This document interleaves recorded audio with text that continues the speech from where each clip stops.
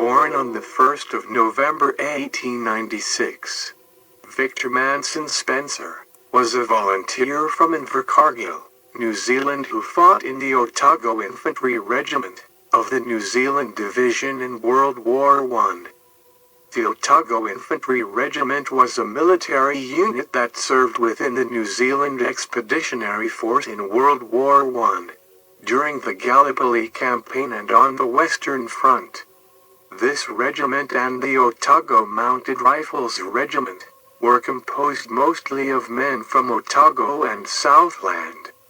The Otago Infantry Regiment represented the continuation of the Dunedin and Invercargill militia battalions formed in 1860.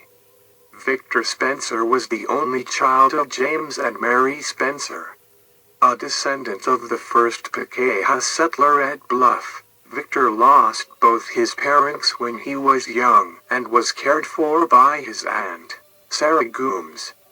After leaving school he was an apprentice engineer in Bluff and was a keen rower and was a member of a cox rowing crew. Victor answered the call for volunteers in April 1915, declaring his age to be 20 when it was actually 18. He stood 5 feet 4 inches tall and weighed 131 pounds. His complexion was dark hair, dark and eyes brown. He entered Trentham Camp for training with the 6th Reinforcements on the 18th of April 1915. During his initial training, Victor was struck down with influenza just before his reinforcements' departure overseas. He managed to recover quickly, and 2 weeks later, on the 14th of August, he left sea aboard the ship Willacra as part of the 6th Reinforcements of 2,363 men. In April 1915, Victor enlisted in the New Zealand Expeditionary Force.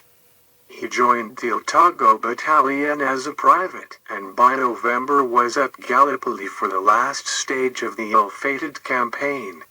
In early November, Victor and his unit returned to the Gallipoli Peninsula as it neared winter. Mercifully, the campaign was ended, and as the snow increased, the New Zealanders were withdrawn around the 20th of December from Anzac Cove, finally reaching Egypt a week later. Arriving in Egypt on the 19th of September, he was soon shipped off again to Mudros on the 1st of October 1915 and joined his new unit, the 14th South Otago Company of the Otago Infantry Battalion, who were recuperating there at Sarpi Camp. After a much-needed break from Gallipoli, Victor's 6 weeks at Gallipoli was a learning curve for what was to come. Continued training in Egypt, and the creation of the NZ Division saw Victor and his Otago Battalion, now renamed 1st Battalion Otago Regiment, depart from Egypt for France on the 6th of April 1916. Landing in Marseille a week later, his unit was moved towards Armentières, where they were placed in billets. Victor first entered the front line here on the 21st of May 1916. With spells in and out of the line during this time, it was not until his unit received an attack by German mortar fire called Manenwerfer that the trouble began.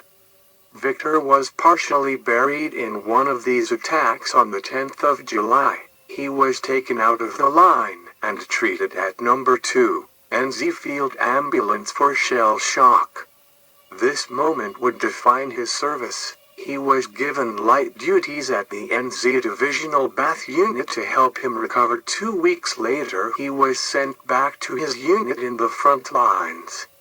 He was moved to number 1 military prison at Rouen in September to complete his sentence. Victor was released to his unit early in June 1917 after completing half of his sentence. He remained with the 1st Otagos until going missing once again on the 13th of August. Found by military police again on February the 2nd, 1918, Victor was living with a French woman and her 2 children. He was taken into custody and was to face a field general court-martial. During his trial, Victor stated that since Armentières in July 1916 his health was not good and his nerve had been destroyed. His captain also gave a character reference in his defense, saying he was a good soldier and he could find no fault with him. After a period of rest and recuperation in Egypt, the New Zealand forces were reorganized, and in April 1916 Victor departed for the Western Front with the New Zealand Division.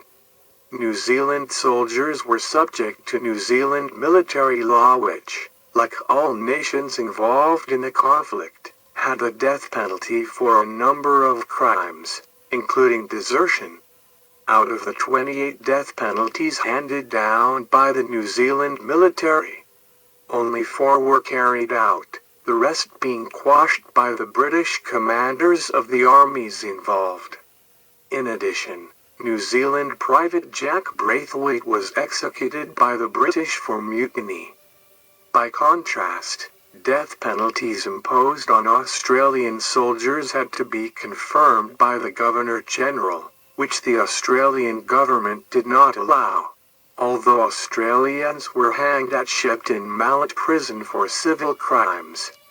The division was based first at Armentières, a relatively quiet sector of the front, where they adjusted to the new conditions of warfare. On the night of 9 to the 10th of July, Victor endured a heavy enemy bombardment, an experience that defined the rest of his war service. When he was sent back to the trenches after a few weeks in hospital, he immediately went missing. Victor was caught by the military police on the 12th of August and sentenced to 18 months imprisonment with hard labor. In June 1917 his sentence was suspended and he returned to his unit.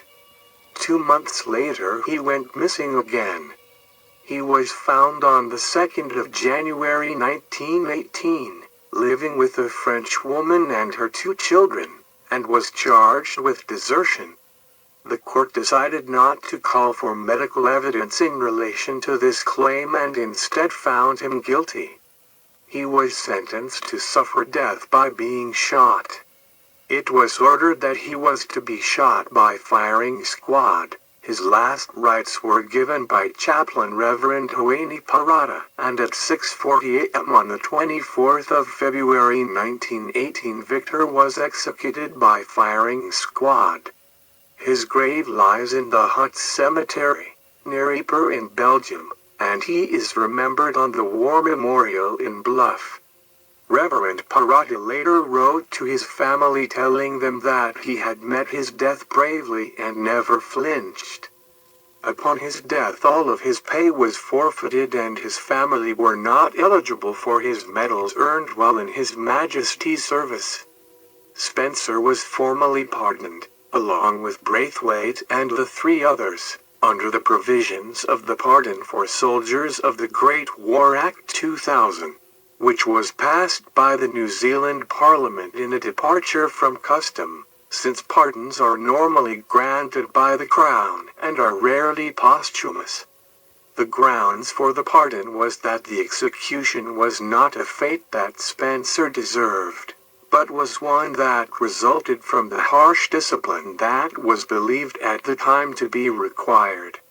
And the application of the death penalty for military offenses being seen at that time as an essential part of maintaining military discipline.